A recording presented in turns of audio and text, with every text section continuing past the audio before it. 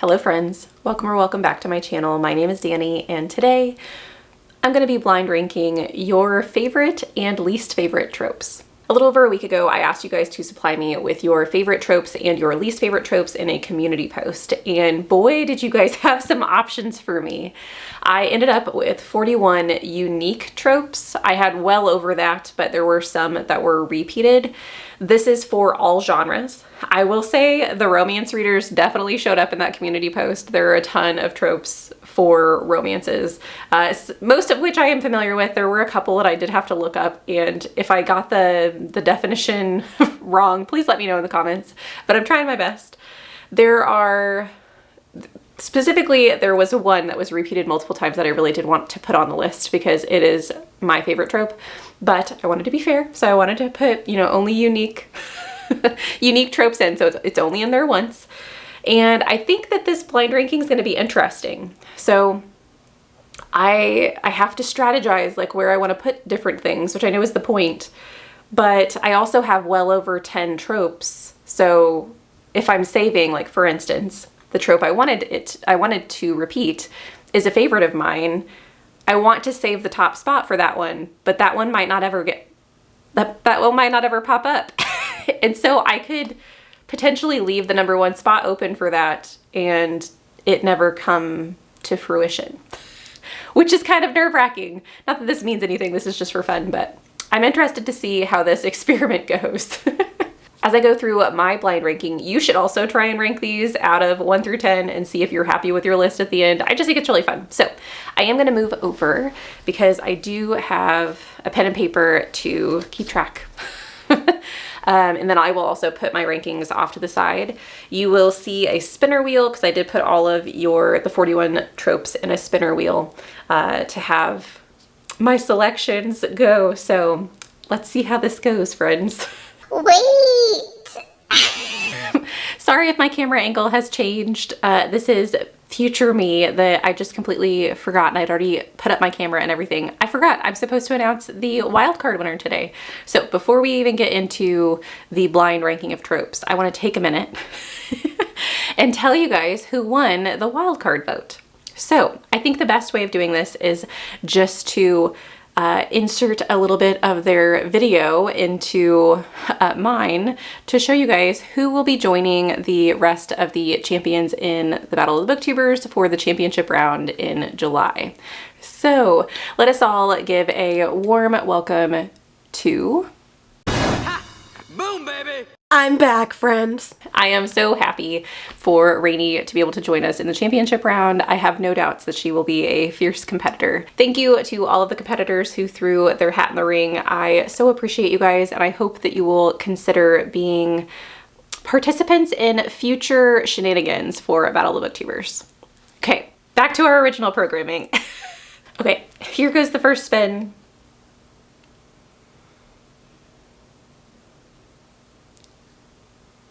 Let's see. Okay. This one I do have opinions on. So, sorry, I had to make my recording stop. So, it was all a dream. I hate this trope. Now, there are some tropes on the list, though, that I hate more than this one. So, decisions. I don't know if you guys have seen this episode, but there's an episode of Family Guy that deals with this, where at the very end, it just all ends up being a dream, and I think Brian ends up talking to Stewie about it and being like, isn't the audience going to be really mad that this whole thing was just a dream? And I feel that way because it's like the whole story was pointless. I'm going to put this at number 8. We'll see if that works out for me. Okay, next spin.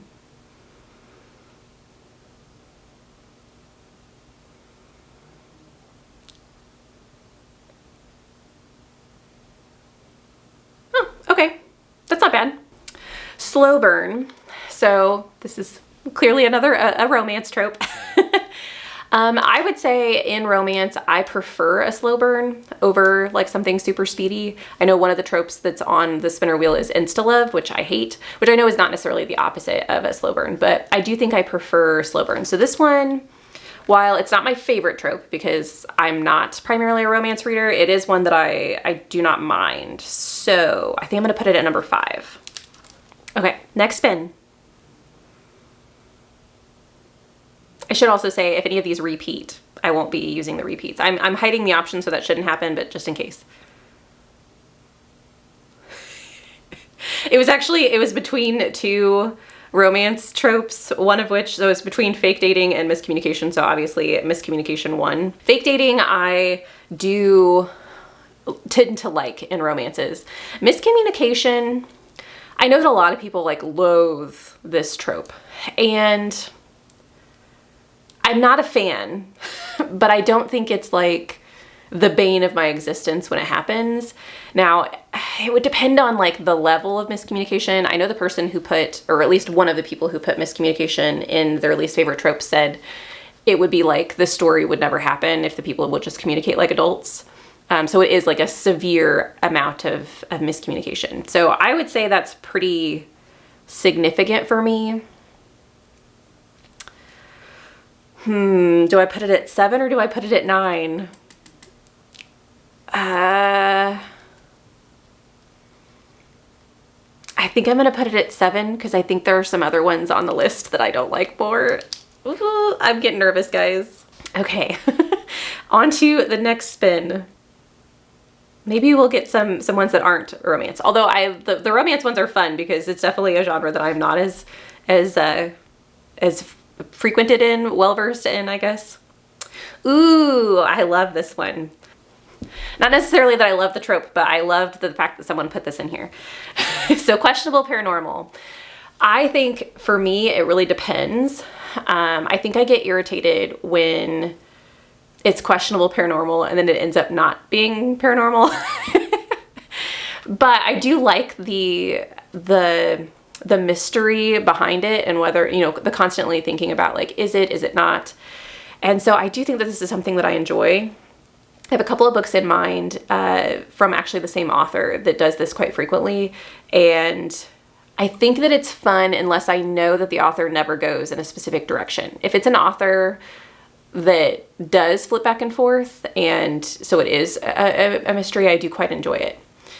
And if the reasoning, if it ends up not being paranormal and the reasoning behind it is good, I do like it because it still adds that like atmosphere, but it's definitely not one of my favorite tropes. So I'm just filling in the middle. Let's see. I'm going to put that one at 4 because there are a couple of books that I've read that I really did like it in. And I'm just going to say that the questionable paranormal,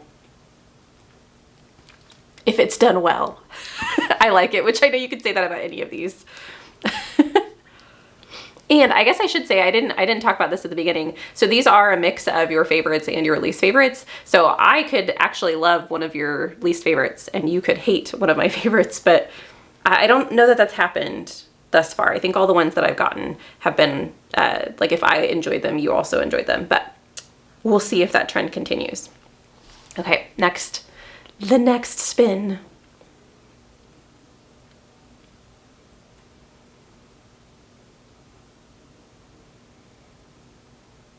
We almost got fake dating again. Okay, Grumpy Sunshine. So I know Grumpy Sunshine is a trope that is primarily in the romance genre, but it does happen quite a bit in fantasy as well. Not necessarily with a romance, but you have like the grumpy character and the bubbly sunshiny character. And sometimes it turns into romance, but other times they're just colleagues or friends on a journey together. And I do quite like it. I like the dynamic of it. I typically relate more with a grumpy person, but it is always nice when you have a sunshine, that adds a little light to the storyline. So I think I'm gonna put this one at 3. The way that I've organized this could either be really bad because all I have left is the top and the bottom and then one in the middle. We'll see how this works out for me, friends. Okay, next spin.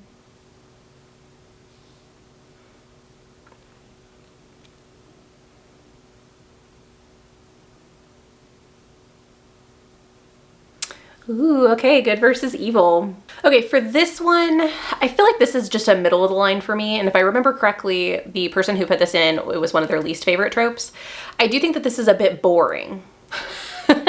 And so unless the storyline is like uber creative, which I think good versus evil means that it's probably not. I don't think I usually enjoy the good versus evil, but I don't think it's also a hate of mine either. So do I want to put it at 9 or 10, or do I want to put it at 6? Because it's definitely not a favorite.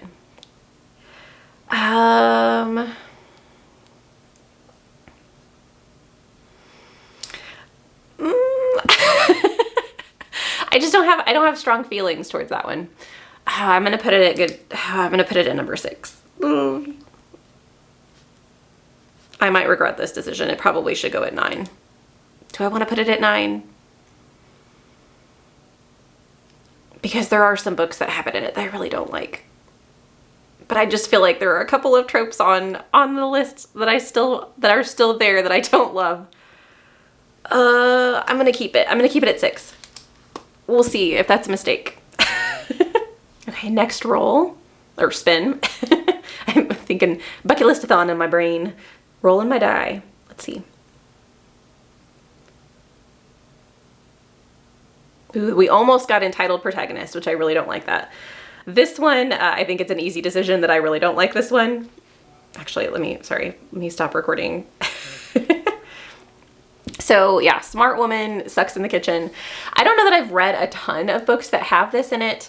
I do think this probably happens more often in romance, mainly because I'm trying to think of a fantasy book where we spend a lot of time in the kitchen.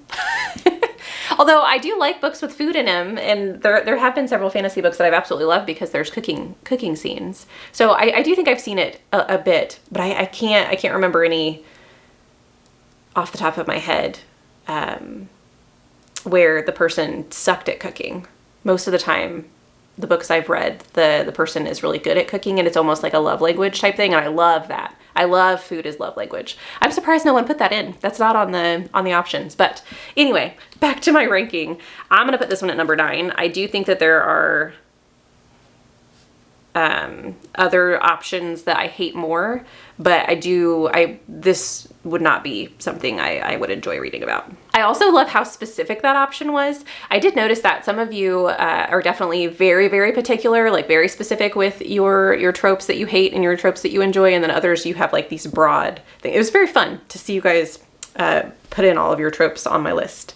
So let's get to my next spin. We've got 3 more, guys, and I have my top 2 spots still open, so I'm hoping that we get some that I absolutely love. Fingers crossed.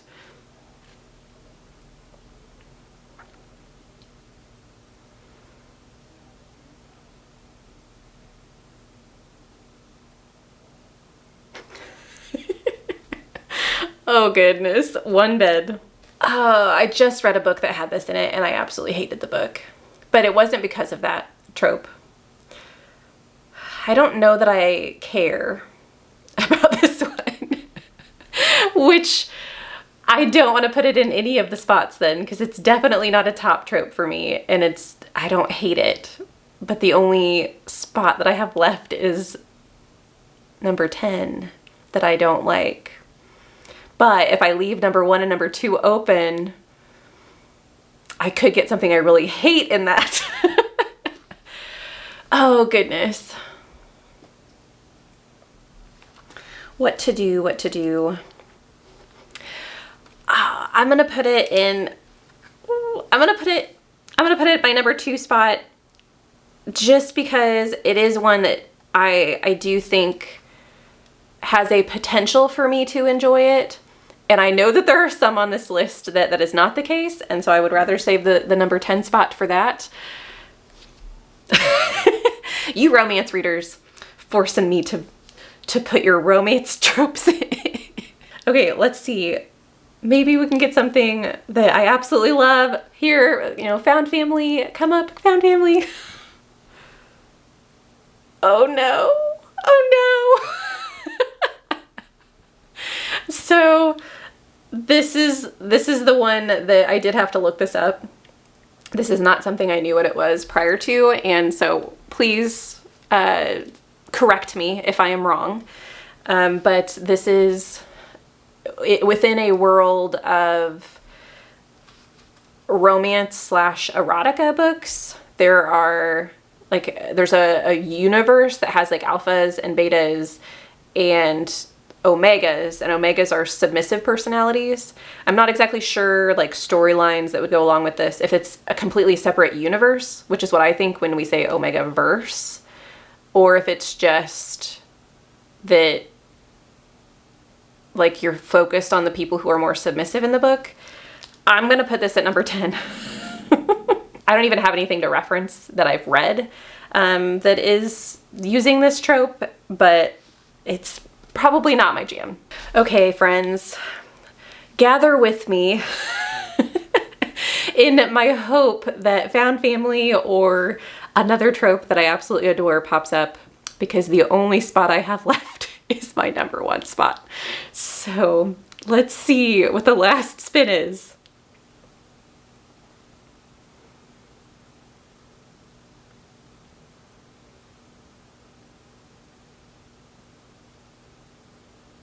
Okay, meddling gods. Not what I wanted, but it's not too bad either. So my top spot goes to Meddling Gods. Meddling Gods isn't something that I have read a ton of, and so I'm not sure I can give valid feedback to whether or not I would enjoy it or not. I mean, I've read mythologies, and we know at that instance, like sometimes the gods do like mess with people's lives, and it really just depends on the storyline for me. I don't know. The romance book that I just read that I really didn't like had a character that was a meddling character, but I wouldn't call her a god. She was just someone that had a little bit more power, and I didn't really enjoy that. If I could see it, here, I'll say this. If I could see the gods making the decisions and it not just being told to me at the end, like this person is the one who was actually made all these decisions. If I could see their strategy and them like actually almost like the scenes where you see like in Hercules, you see like Hades making his plan to do, to take over.